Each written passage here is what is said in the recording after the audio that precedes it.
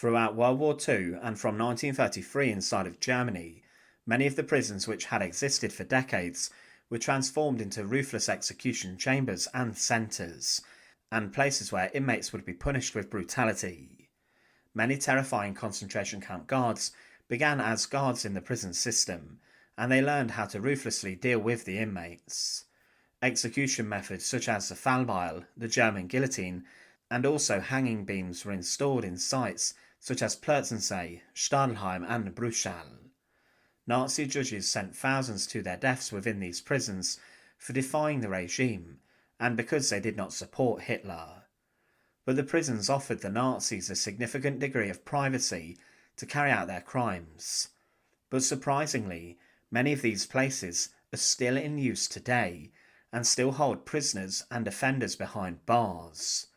In this video we look at what happened to the Nazi prisons after World War II.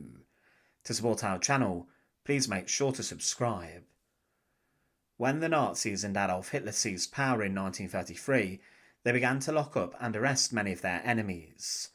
Political dissidents and those who had opposing views, such as communists, were first sent to prisons. Later concentration camps were established and people were sent there, but the prisons quickly became overcrowded and conditions broke down. Many of the guards who worked at these sites were known for their ruthlessness, and lots of these prisons had been in operation since the 1800s.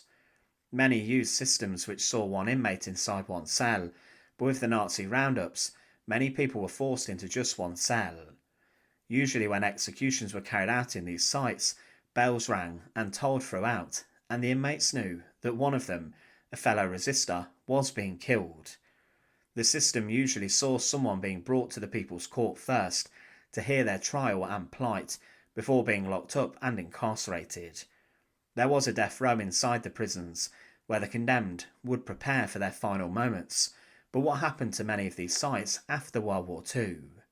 Known for its brutality, Stadelheim inside of Munich had a long history of ruthlessness. It was a place where Hitler himself was actually held after his failed attempt to seize control with the Munich Putsch, before he was then sent on to Landsberg prison. Stadelheim was where a guillotine was in operation, and it was the site where one SA leader, Ernst Röhm, was shot during the purge of the SA, known as the Night of the Long Knives. It was also a place where many members of the resistance group the White Rose were imprisoned and then executed, with Sophie and Hans Schall, as well as fellow White Rose Christoph Probst, being executed by Johann Reichardt, the chief Stadelheim executioner, on the 22nd of February 1943. One prisoner said of their ordeal inside of Stadelheim that, "Just after dawn each day our cells were unbolted and the German guards shouted, 'Kübel raus!' Once I had put out the toilet bucket, the cell door was locked again.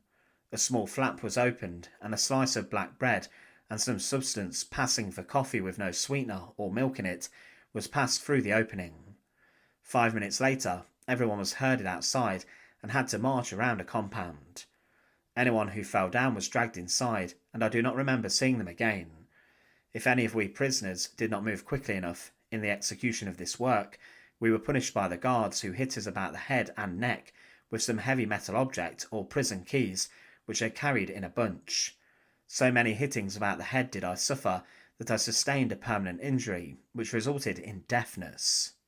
One of the men mainly responsible for the injury suffered was called Müller.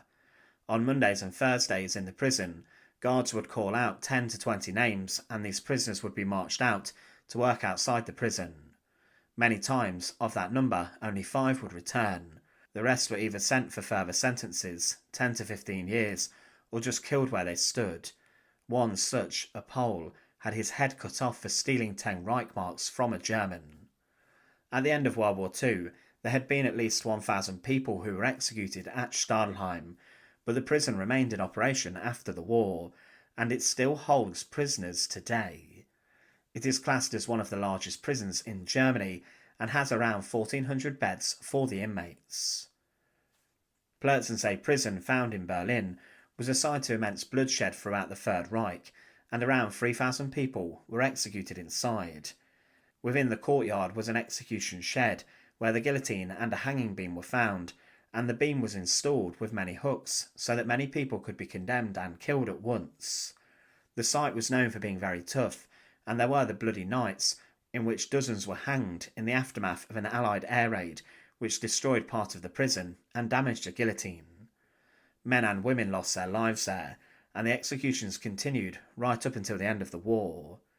On the 25th of April 1945, the Soviet Red Army soldiers captured Plötzensee prison, which had been largely evacuated. After the war, the Allies said that the prison should be used as a juvenile detention centre. The Allies also began to document those people who lost their lives within Plötzensee. Today, Plötzensee's execution shed is a memorial site to those who were executed by the Nazis.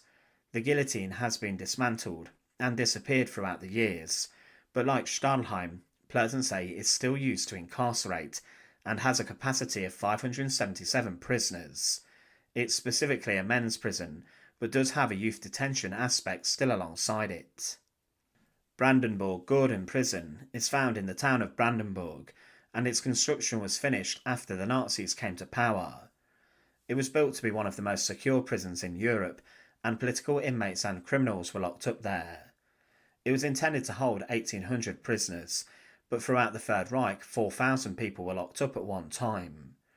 The inmates were used for forced labour, and they even helped to make uniforms for Wehrmacht soldiers. It was a place where the Action T4 programme was carried out, in which those said to have been disabled or mentally ill were gassed. It was a place of terror, and was also one of the sites of execution where a guillotine and fan bile were used. 2,743 were condemned there, and the youngest victim was a 15-year-old French boy. The Red Army liberated the site during the Battle of Berlin on the 27th of April 1945, and they found over 3,000 inmates, with 180 sat on death row. After the war, the Soviets held collaborators there, and this included turncoats and traitors, such as members of the Russian Liberation Army, the pro-Nazi Russian soldiers. It remained in use as a correctional facility for political prisoners up until 1989, and today it is divided into 3 sections. There is a prison for 88 adults who are classed as high security, a medium security wing for 330 men, and a minimum security wing for 100. There is also a social therapy wing for 80 men and a prison hospital. Over 400 people work at Brandenburg-Gordon, and the inmates have varying sentences. Some have life, the most severe sentence in Germany. Hamelin Prison is one place which today is not still used as a prison. It is one of the most historic prisons and sites, and different places of incarceration were built on the banks of the River Weser within Hamelin over the centuries. During the Nazi period, hundreds of political prisoners were locked up there alongside normal criminals. This included communists and those who were being persecuted. The Nazis even increased the height of the prison walls, and 305 inmates died there during the war years. At the end of World War II, the SS ordered that Hamelin should be evacuated alongside the prisoners, and they were all sent to a subcamp in Hörlsen on a death march. But in the months and years after the end of the conflict, Hamelin Prison was used by the British military as a place of execution from December 1945 until 1949. British executioner Albert Pierpoint plied his trade there and executed 256 condemned Nazi war criminals, including the Beast of Belsen Josef Kramer and notorious female guard Irma Gräser. There were 44 people who were executed there for violating the laws of the occupation, and the final execution in Hamelin was in December 1949. In 1955, Hamelin Prison was closed and the inmates were moved to another site. It then became a juvenile detention centre, but in 1986 many of the buildings were demolished and reduced to rubble. But the remaining parts of the prison are actually today a hotel, and you can actually stay within the walls where some of the most horrific Nazi war criminals were held after the war, and where some were executed during the British occupation of the site. Most famous for the fact it held Adolf Hitler following his failed beer hall putsch, Landsberg Prison was considered a place of fortress imprisonment, which was by the standards of the time like a spa break behind bars. When Hitler was held there, he wrote his book Mein Kampf and was allowed many visitors. Landsberg appearance looks almost like a castle, and throughout the time in which the Nazis ran the country, it became a place where many foreign political prisoners of the Nazis were locked up. Some of these were high-value targets, and they were held in tough conditions and were mistreated after being seized in occupied lands. However, at the end of World War II, during the Allied occupation, Landsberg became a place which was taken over by the Americans. It was designated War Criminal Prison No. 1 and was guarded over by the US Army's military police.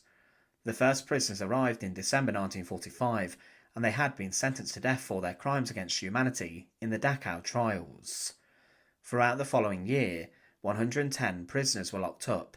Some were tried at Nuremberg, and later 1,416 war criminals were locked up at some point within the walls of Landsberg. This even included some Japanese prisoners who were brought over from the Pacific. In 5.5 years after World War II, Landsberg saw 252 condemned war criminals executed, mostly on the gallows. If the condemned's body were not claimed, then they would be buried in a cemetery near to the prison, known as Spertinger, and many lie today in unmarked graves there. After the Americans vacated the site in 1958, the last 4 prisoners were released from custody, and the management of Landsberg was passed to the Bavarian Ministry of Justice. Still today it deals with imprisonment, and it runs as a progressive correctional facility that helps train and give prisoners skills that they can then apply to trades when they get outside and are released. During the time of the Third Reich, Bruchsal prison was a place used for executions by guillotine. It was where many persecuted people were locked up and housed, and there was also a military prison found to the north of the main site. Some people were also shot there, and as the Second World War turned against the Germans, the town was heavily bombed, and the prison sustained light damage. The guillotine, however, was damaged, and executions became solely performed by a firing squad. The prison is still in operation today, and memorials hold the names of people who lost their lives inside the execution chamber of Bruchsal. Today it is a high security prison, and holds inmates who are convicted of very serious offences and crimes, considered terrorism in Germany. So what is clear is that many of the sites and prisons associated with the Nazi regime and the Third Reich still today hold prisoners behind their bars. Thanks for watching. To support our channel, please make sure to subscribe, and once again, thank you so much for watching.